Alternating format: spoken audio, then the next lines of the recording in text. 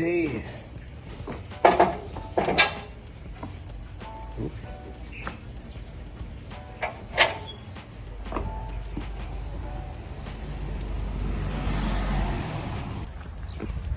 Hello guys, good afternoon. So today, I'm gonna talk about this car. So, okay, start muna natin kasi guys, sobrang init, tanghaling tapat. So, if you've watched my channel, you know that I do have a E46, which is a converted one, meaning that I've converted this car into a 6-cylinder from a standard 318 to a 330i. So from a 4-cylinder 2-liter to a 3-liter inline 6-cylinder engine. So malakas na siya. But as we all know, pag nag-increase ka ng power and everything, you do have to replace certain parts. So guys, kapon nag-check engine siya. So of course most people would panic, diba? Ako naman hindi kasi I've owned this car since day one. So alam ko kung meron talagang major issue or something like a sensor na kailangan ng palitan. Which is, in this case, yun ang nangyari. So guys, papakita ko sa kanya yung pinalit ko and how much it costs. Na-memorize ko naman. So what happened guys is I replace parts na ganito. Papakita ko sa inyo. So buksan natin yung hood. So the latch is underneath. Get out of the car. Ayan.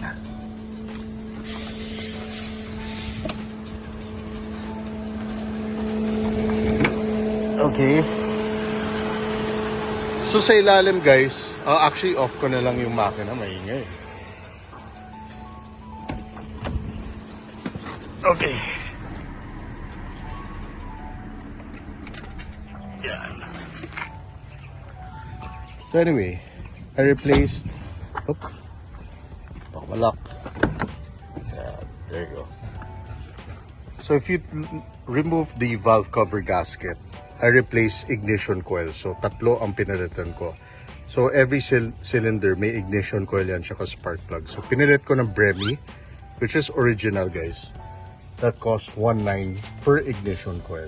So I'll show you what the ignition coil looks like for this car.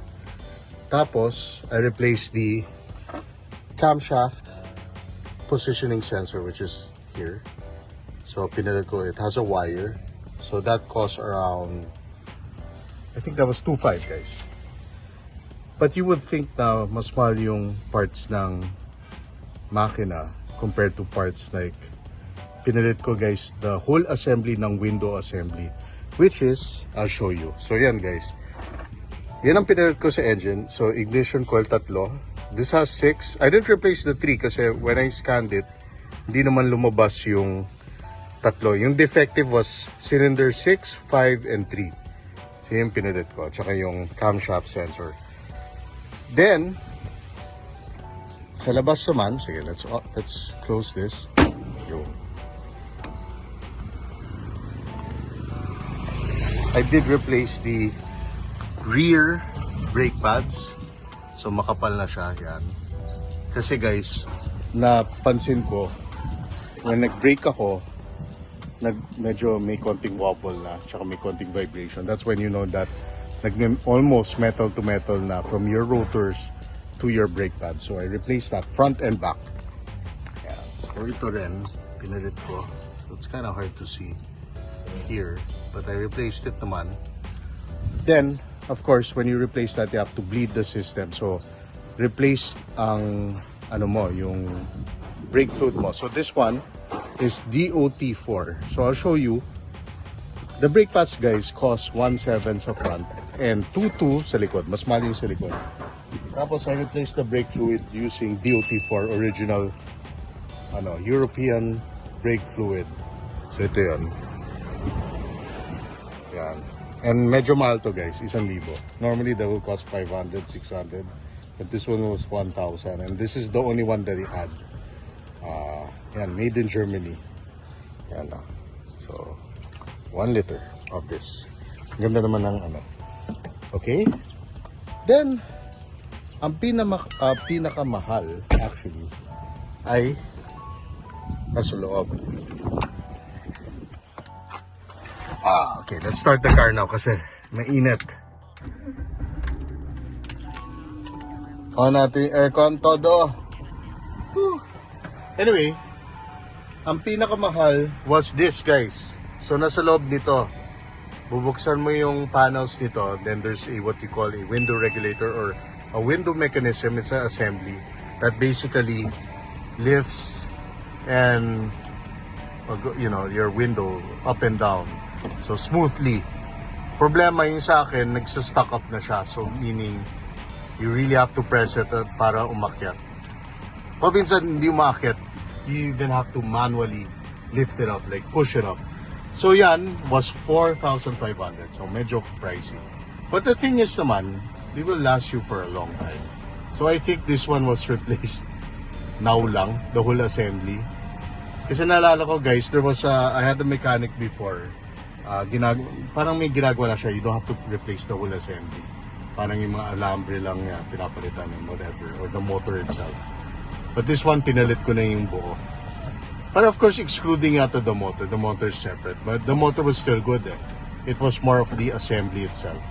So nice, 4,500. So total guys, I spent 19 kasi nagpalit pa ako ng front and rear brake sensors.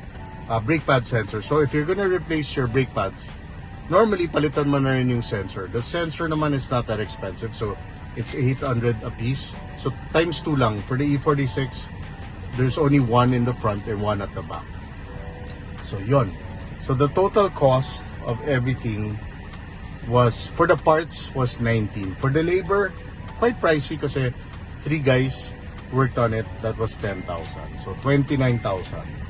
So ignition coil, camshaft sensor, palit brake pads, palit brake pad sensors, and the window mechanism. And even this guys, pinapalit ko yung clip. So dito, may mga clips yan. Ito 70 pesos sa Lazada. Nasa loob yan. Para hindi gumalaw eh. Medyo gumagalaw-galaw na siya. That means nasira na yung clips siya. So yan, pinalitan ko. So, you're wondering kasi before guys, binibenta ko to. Feeling ko parang ayaw ko na ibenta kasi to be honest, masarap talaga i-drive eh. Napakabilis ng car na to guys. 235 horsepower in a small car. 300 Newton meters of torque. Very good. Smooth yung transmission. But, okay, there's another issue that they're gonna pick up the car this weekend bago mag-Valentine, sabi ko kung pwede ko paayos. Kasi guys, pag nagre-reverse ako, parang may metal to metal, parang can yung tunog, like that. I'll show you in the video, and it's so annoying. But the transmission itself, guys, smooth siya. Walang problema. Ang problema is yun yung tunog, and it's so annoying kasi nga pag uminit na yung makina yung transmission, pag nag-reverse ka, talaga marinig mo. And I don't want that. So I'll have to bring the transmission down. They have to bring it down. Check what's hitting the whatever that is. I have to replace.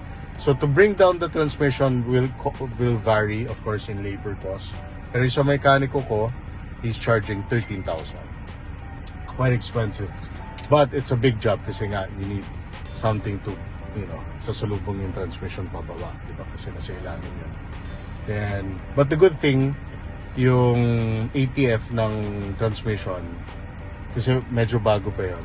I don't need to replace it. Siguro dadagdag lang. And lalagay niya siguro sa isang tub para, or we'll see if I'll replace the whole oil or what. But yan. So yan ang mangyayari. Then I will replace most of the bushings underneath. Kasi the shocks are good guys. But alam mo malalaman mo yan pag rough road. Medyo parang hindi siya settled properly pag sa suspension. So feeling ko the bushings are cracking in a way or almost there. So gusto ko palitan. Meron daw siyang better than that na fina-fabricate para mas matibay. Pupunta lang sa machine shop. But this car has been great guys. Ay ito pala guys, pina-adjust ko yung handbrake. Now it's good na. Kasi dati sobrang taas. So medyo loose. But now it's good. Yun guys, so medyo magastos. In total, you're gonna easily spend 50 to 60,000 on these jobs. But these jobs naman, maganda lang, pang matagalan naman. Meaning, the engine's good once you replace what you need to replace, mga sensors. But even yung nag-misfire, guys, imagine 3 ignition coil yan. Normally kasi, I remember yung mga 4-cylinder na makina ko dati. Pag nag-misfire talaga, mararamdaman mo, nag-jerk yung RPM mo, galaw ng galaw, gumaganon-ganon siya. But this one, guys, hindi mo alam mo nag-misfire because, I guess because the engine is so big and it's so smooth, na hindi mo ma-feel na may misfire yung makina. Which is great. This still works, guys. So, magto 2 years na yata to sa akin. Okay pa to. So, I'm happy with this. You got your ways and everything. And everything else is good. Wala namang problema. I have no issues with the transmission. And, yeah. Lakas ang engine, eh. I wish I had somebody to film for me para I could rev the engine for you. But next time na lang. Siguro pag... I'll try to ask the mechanic to film ang ginagawa nila para meron akong dadagdag sa vlog or even in the next vlog para makita niyo kung ano yung pinalit nila. But for now, this is what I replaced and I'm very happy with it.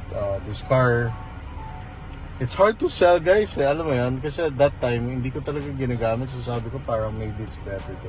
But then again, sometimes pag coding, perfect car to. Ginagamit ko to from coding or effective basketball. Ayan guys, so sige, off na natin. Sayang ang gas. Mahal ang gas na yan.